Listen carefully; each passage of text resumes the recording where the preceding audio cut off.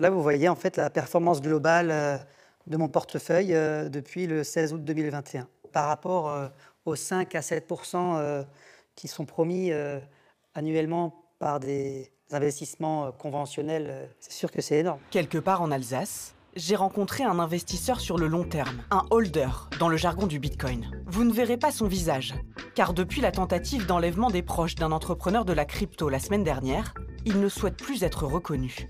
Ce particulier a commencé à acheter des bitcoins il y a 4 ans. Comme vous le voyez, quand on investit en août certaines sommes, le bitcoin valait à peu près 35-40 000 euros.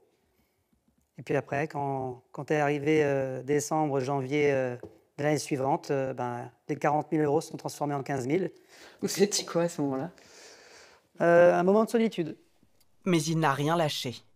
Chaque mois, il a continué à investir, allant même jusqu'à ouvrir des portefeuilles Bitcoin pour ses enfants. Et vous avez décidé d'investir combien? Est-ce que c'est justement 10 euros par mois? Alors, Joker, Il y a des questions auxquelles personne ne répond dans ce milieu.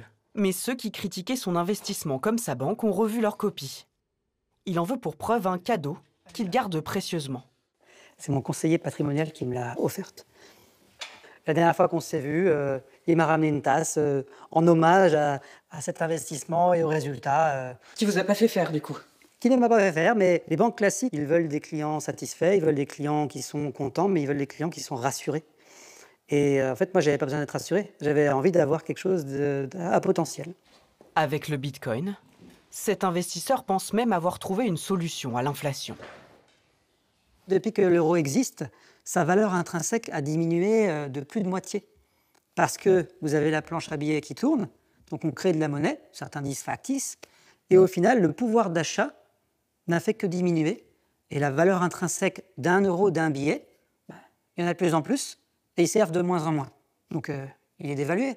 Cette critique des monnaies officielles, il est allé la chercher sur les